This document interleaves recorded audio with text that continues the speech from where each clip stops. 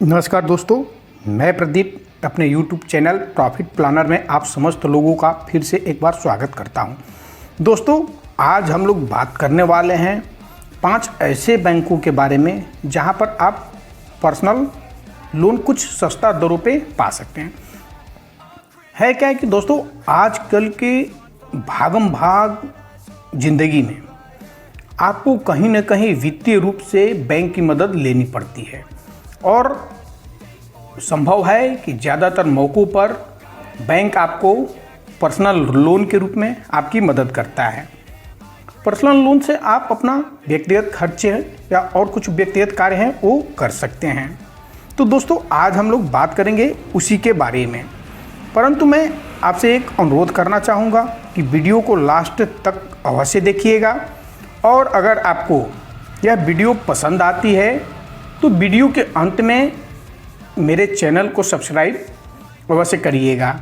आपके एक सब्सक्राइब करने से मेरा मोटिवेशन थोड़ा बना रहता है और मैं प्रेरित होता रहता हूं। तो चलिए हम लोग बात करते हैं इस वीडियो पर और आगे बढ़ते हुए जानते हैं उन 5 बैंकों के बारे में।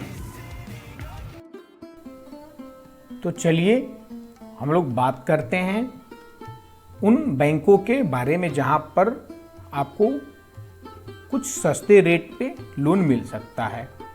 सबसे पहला नाम आता है बैंक ऑफ महाराष्ट्र।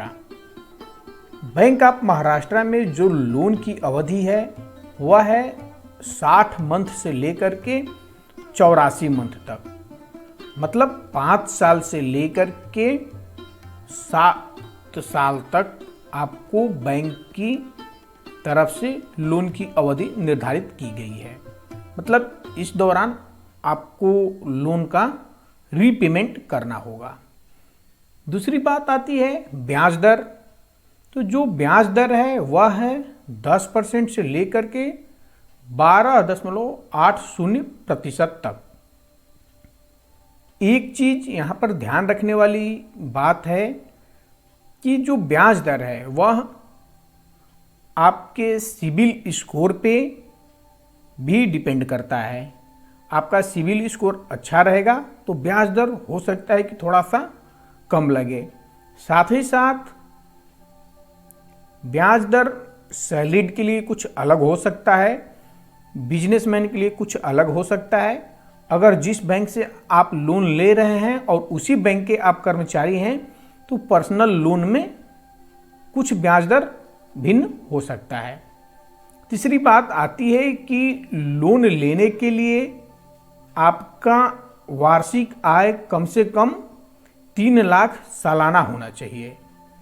चौथी बात हम लोग करते हैं, चौथी बात आती है कि अधिकतम लोन धनराशि मिलेगी कितनी।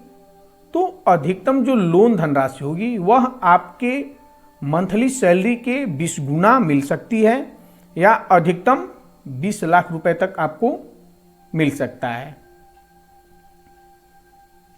प्रोसेसिंग फीस के रूप में बैंक आपसे 1% और प्लस जीएसटी जो भी लगता हो वह चार्ज करेगा। और एक और बात सिबिल स्कोर की, जो हम लोग पहले कर रहे थे, आपका सिबिल स्कोर जितना ज़्यादा रहेगा उतना लोन का अमाउंट ज़्यादा हो सकता है और इंटरेस्ट रेट कम हो सकता है। तो यह आता बैंक ऑफ महाराष्ट्र।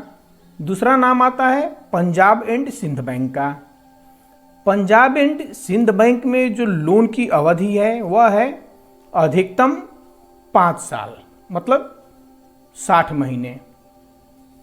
ब्याज दर इसका 10.15 से 12.80% तक। ब्याज दर में मैंने जैसा पहले ही बताया था कि ब्याज दर सैलरीड बिजनेसमैन, बैंक के कर्मचारी हैं, पेंशनर हैं, तो हर एक केस में कुछ भिन्न हो सकता है। तीसरी बात आती है वार्षिक आय। इसमें वार्षिक आय का तो कोई क्राइटेरिया बैंक के वेबसाइट पे नहीं दिखा है, लेकिन मैंने अपनी तरफ से जो आइडिया लगाया है वह है कि कम से कम इसमें भी 3 लाख रुपए एनुअल इनकम आपकी होनी चाहिए। चौथी बात आती है अधिकतम लोन धनराशि कितनी मिल सकती है। तो अधिकतम लोन धनराशि 18 गुना आपके मंथली सैलरी का और 1.5 गुना आपका एनुअल इनकम जो भी है उसका कम से कम 1.5 गुना। इसमें एक और चीज़ है कि अगर आप गवर्नमेंट कर्मचारी हैं तो आपको 10 लाख तक भी मिल सकता है, या बैंक के विवेक पे निर्भर करता है।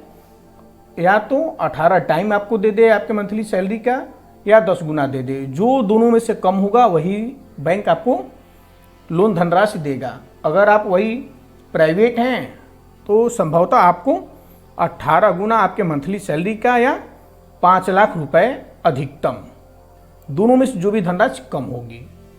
इसकी बात करते हैं प्रोसेसिंग फीस की, तो गवर्नमेंट कर्मचारी हैं तो 0.5%, और अगर आप प्राइवेट कर्मचारी हैं तो 1% और प्लस जीएसटी चाहे आप गवर्नमेंट के कर्मचारी हों या प्राइवेट कर्मचारी हों, जीएसटी दोनों में अप्लीकेबल है। फिर लास्ट वाली बात वही सिविल की आ जाती है, तो सिविल पे ध्यान ज़्यादा न दीजिए, क्योंकि सिविल के हिसाब से आपकी लोन की धनराशि सेंक्शन होती है। मैंने एक नॉर्मल जानकारी के लिए अधिकतम सिविल 800 रखा हुआ है। तीसरा बैंक है bank of India. Bank of India में रीपेमेंट ऑफ पीरियड जो होता है, अर्थात लोन की अवधि होती है, वह होती है 84 माह, जो अधिकतम है। रेट ऑफ इंटरेस्ट इस बैंक का है 10.25 से लेकर के 11.25 तक। एनुअल इनकम मैंने इसमें भी 3 लाख रुपए रखी हुई है। चौथी बात आती है अधिकतम लोन धनराशि, तो अधिकतम 20 लाख रुपए तक आपको बैंक लोन दे सकता है। यहाँ भी एक चीज़ ध्यान देनी है कि पेंशनर, बिजनेसमैन, सरकारी कर्मचारी, प्राइवेट कर्मचारी के केस में यह भी धनराशि जो है अलग अलग हो सकती है, लेकिन जो अधिकतम धनराशि है वह है 20 लाख रुपए, या तो 36 टाइम्स ऑफ मंथली सैलरी। मैंने 36 टाइम जो होता है आपके मंथली सैलरी का 36 गुना कहिए, 36 गुना मिल सकता है। प्रोसेसिंग फीस 1000 रुपये, इसमें भी कुछ भिन्नता आ सकती है, कुछ अलग अलग केसों में यह कम या ज़्यादा हो सकता है, और टैक्स तो लगना ही है। सिविल इसमें भी मैंने 800 रखा हुआ है। ध्यान रखिए यह एक एबव मैंने रखा हुआ है कि 800, इससे नीचे भी अगर आपका सिविल होगा तो बैंक आपको लोन देगा। ऐसा नहीं है कि अगर कम रहेगा तो लोन नहीं देगा, उस पर भी आपको लोन मिलेंगे। बस थोड़ा सा इंटरेस्ट रेट और धनराशि क्या फर्क पड़ता है। अगला बैंक है इंडसइंड बैंक। इसमें जो लोन की अवधि होती है वह 12 माह से लेकर के 72 माह तक होती है। रेट ऑफ इंटरेस्ट 10.25 से लेकर के 26% तक हो सकता है। एनुअल वार्षिक आय जो है इसमें भी मैंने मिनिमम 3 लाख रखा हुआ है। अधिकतम लोन धनराशि जो बैंक आपको सैंक्शन करेगा वह होगा 50 लाख, मतलब 30,000 रुपये से लेकर के 50 लाख के मध्य कोई भी अमाउंट बैंक आपको दे सकता है, जो आपके सिविल और आपके वर्क ऑफ नेचर पे डिपेंड करेगा। प्रोसेसिंग फीस जो इसमें होती है 3% प्लस जीएसटी। सिविल इसमें भी मैंने 800 रखा हुआ है। अंतिम और जो 5वां बैंक है वह है बैंक ऑफ बड़ौदा।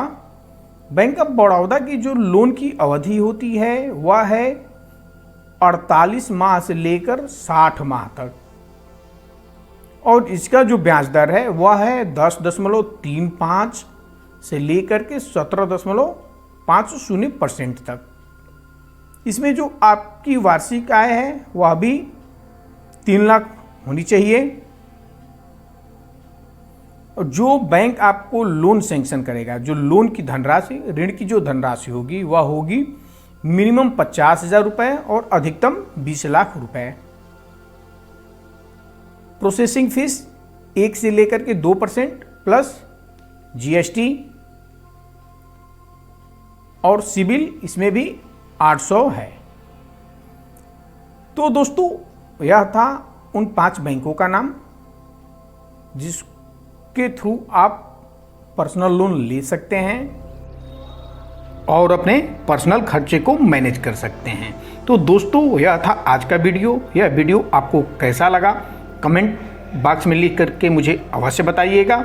मिलेंगे हम लोग किसी और वीडियो पर, तब तक के लिए मुझे इजाज़त दीजिए। नमस्कार।